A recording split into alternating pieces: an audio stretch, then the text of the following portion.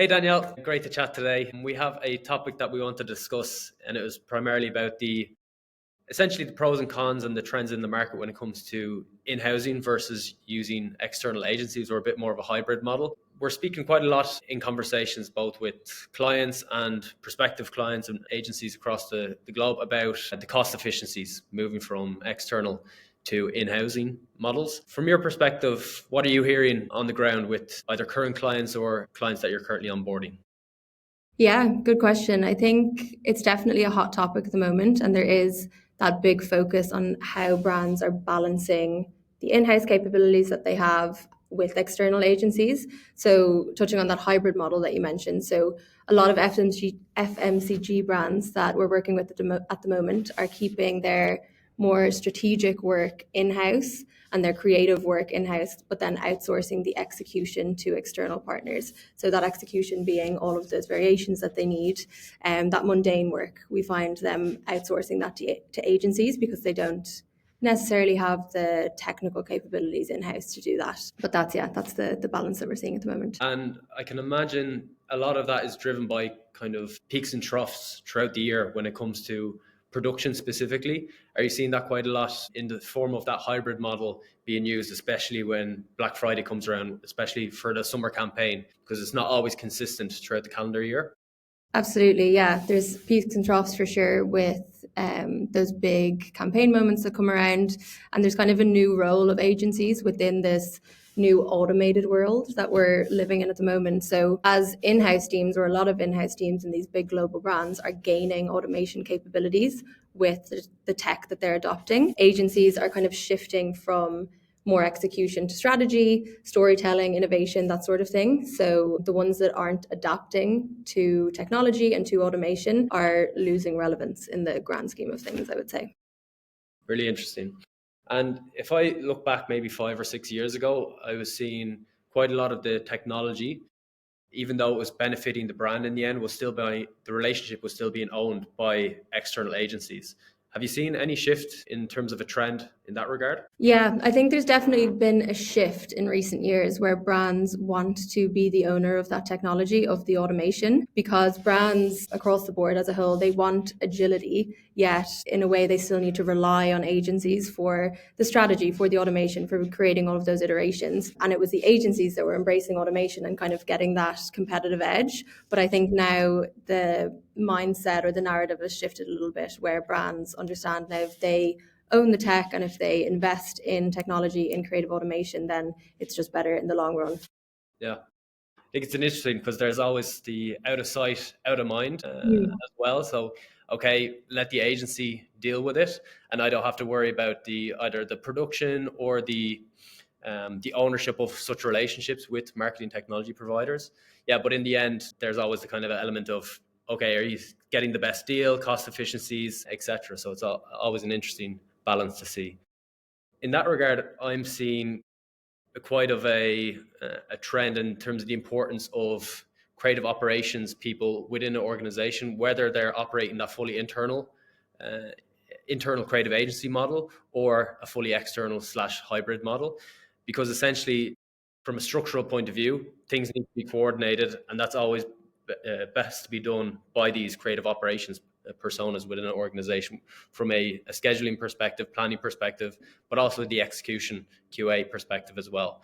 And I think from a marketing technology perspective, we're seeing creative operations people being key stakeholders in terms of identifying the correct vendor or solution and kind of owning that relationship in terms of not only the initial search, but also the long-term execution and making sure that it's successful in the long run. Yeah. And from your conversations with these creative ops specialists or directors, what are kind of the key things that you're hearing from them and what they're looking for?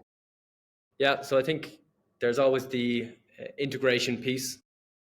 Often these brands that we're engaging with already have quite a lot of marketing technology, whether some of it has been in the organization for many years, but some of it might be only being implemented over the last 1 or 2 years.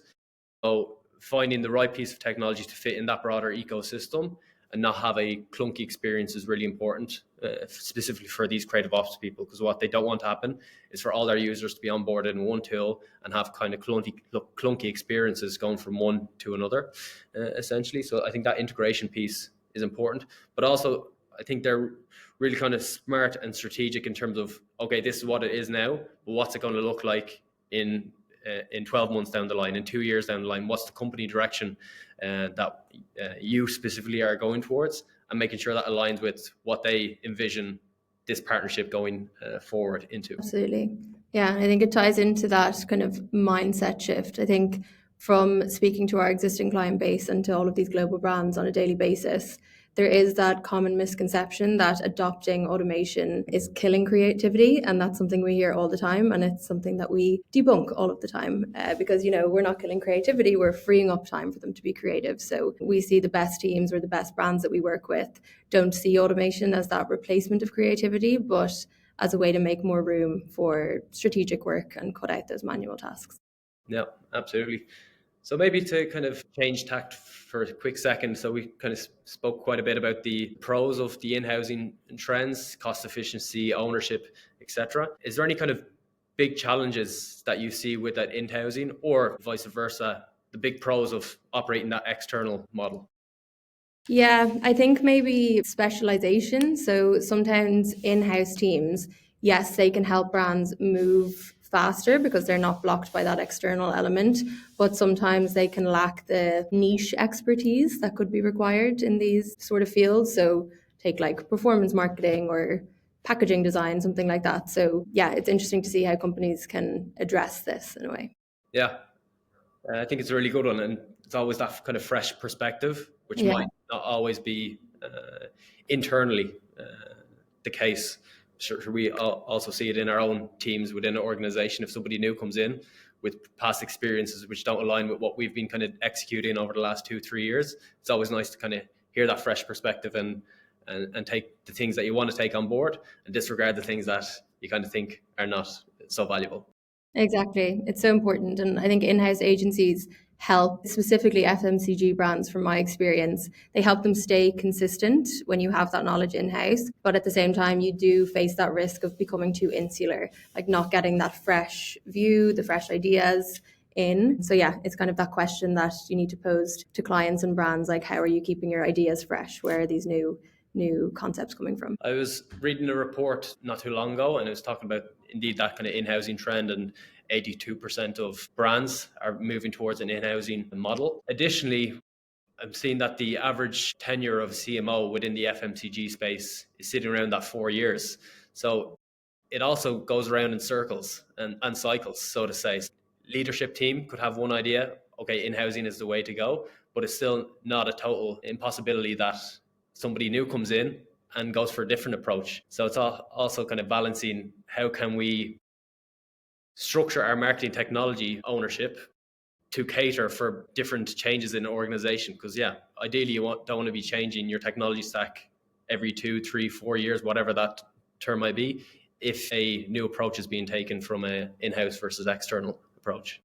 Yeah, I mean, considering that tenure is so low, it would lead to a logistical nightmare if you needed to be changing your stack with every new CMO that comes in. So yeah, I think it just reinforces the fact that creative automation really isn't a nice to have for brands anymore. Like it's quite important, and it's a real differentiator for them. So yeah, you need to really think about who owns that relationship. Perfect. Well, thanks, Danielle, for the insights.